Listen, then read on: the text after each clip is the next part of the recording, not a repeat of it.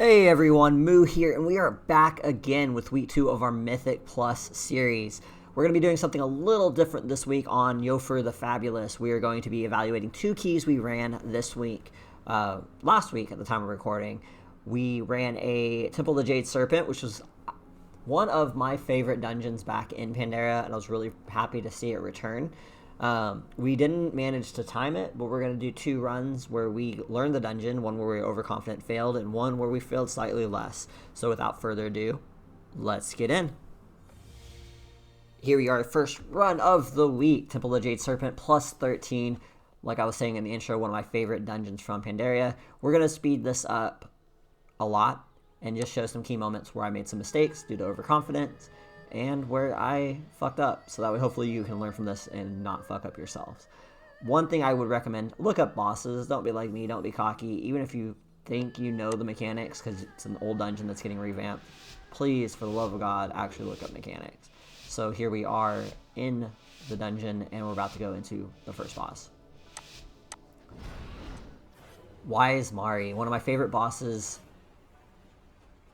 in Pandaria.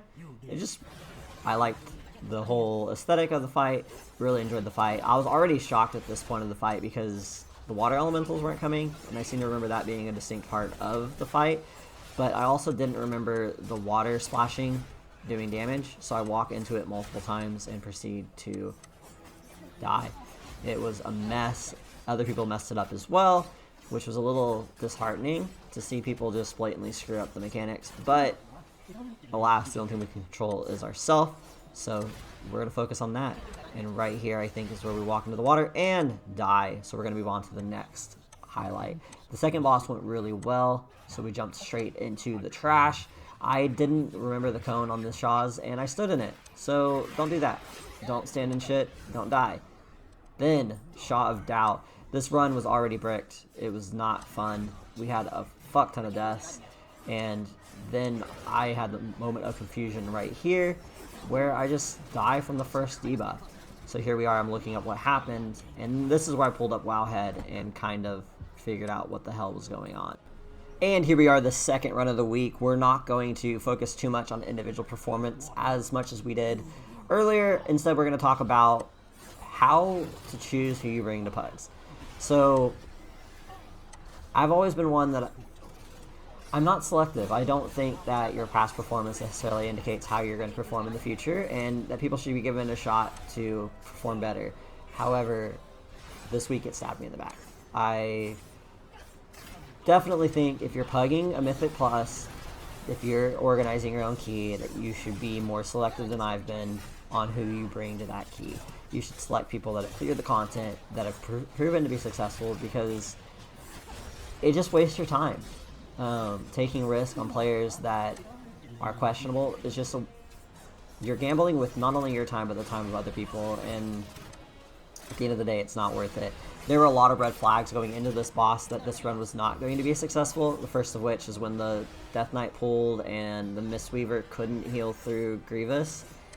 Like, it was just bad. I don't really understand what happened.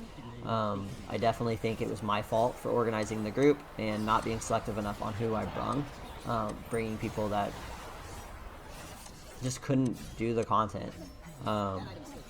Overall, it ended up being a learning experience. It wasn't a waste of time for me personally, from my perspective, because it's never a waste of time if you learn something from it. And I definitely learned that I need to be more selective on who I bring to push my keys. I will say here that we will not be pushing on the rogue anymore. When I made this character, it was a PvP character, and that's what I was enjoying, and I decided to learn Mythic Plus on the same character. There's not really a lot to talk about what went wrong on this, but going forward, we will be playing a tank. I'll reveal that character at the end of the video. If you want to skip to it, go ahead, just fast forward through this dungeon, and at the end of the video I'll talk about what tank I chose and why I chose it. And yeah, I think it's pretty on brand for me because I did not choose the best tank. But we will be pushing this. We still will be venturing forward to Keystone Master. I think Dragonflight is the best expansion as far as being able to play alts and being able to be successful, and generally just it's a killer expansion. I'm really enjoying Season 1. I really enjoy pushing this, and I really enjoy to see where this journey will take me. I do think going forward I'll be doing less analytics on individual dungeon runs, less showing it the dungeon runs and talking about that, and more just talking about Mythic Plus and things I've learned that week and how to improve and the steps I take to improve. So we're not going to show the second boss again. We're not going to show the trash.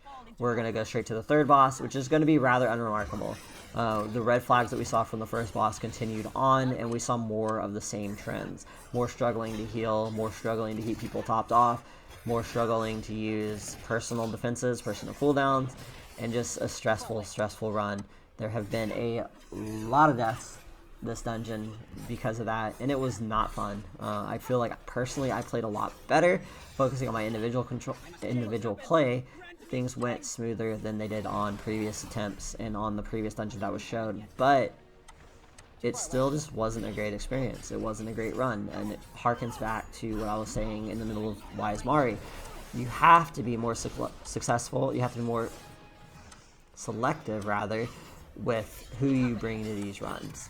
You can't just bring warm bodies. You have to bring people that are committed to the content, people that have cleared the content, and unfortunately, if you're first timing a content, first timing a Mythic Plus, you need to do it on your own key. And I don't think it's disrespectful to say that. That's what I'm doing, and I think that's what you should do as well. You shouldn't go into other people's keys trying to learn the content. It's more disrespectful. It's just not respectful of people's time. That being said, if you are first timing your content on your own key and you're pushing your own key and you're doing new stuff, be selective on who you bring. It's not bad to choose people that have cleared the content, choose people that have been successful, because at the end of the day, they're signing up for it. They know what they're getting into. I think I struggled to bring people with high Raider IO scores because I felt like, wow, I'm getting a carrier, I'm asking for a carry, when realistically that's not what you're doing. It's not bad to bring people that have done the content and bring people who have proven to be successful. I'm not going to show much more of this dungeon before we jump into the next. I think it's fairly obvious how we failed here. We didn't stack properly. We struggled to heal through Grievous. We took a ton of damage, and it was not a pretty run. We did end up finishing it. We did not time it. We killed the boss in the next attempt, but it did take more than the 3 minutes. Alright, you will notice I switched characters. Here we are on Moose Drew. This is what we're going to be playing from here on out to push Mythic Plus. I'm a bit of a masochist, so I did choose to play a bear. The reason I chose Druid was just flexibility. I wanted to be able to play multiple specs, multiple roles. I didn't want to pick a tank that couldn't perform other roles, which limited me a little bit. I was between Paladin and Druid. I ended up choosing Druid because my 13-year-old is going to be playing WoW soon, and I wanted to play a class that had the same armor type as him, where I could trade loot with him and help him gear up quicker. So we landed on Druid. He's going to be playing a Druid as well. We're going to have him heal some Mythic Plus. I don't think I'm going to make content out of that, but that's kind of, I wanted to share transparency, share what I'm choosing to go forward with, what I'm choosing to invest my time in, and why it's Druid. So yeah, we're going to be a masochist. We're going to play a bear. We are going to be more selective on pugs. We're going to try to push this next week and just see how far we can get. Right now, we are at item level 378. This character has been max level for less than a week. We've been doing LFR, we did a couple low level keys, and we'll be pushing forward learning the tank. I don't know that I'll be doing any deep dives into individual dungeons like we did this week again, but we will be pushing Mythic Plus. We still will be pushing towards Keystone Master. I'll probably be making videos more selectively, uploading once a week still, but more selective content regarding Mythic Plus and the journey, talking about just things as I deem them shareable, sharing my perspective, sharing just a perspective on PvP, learning Mythic Plus, So I hope you guys enjoy it. I hope you enjoyed this video, and we'll look forward to seeing you again next week.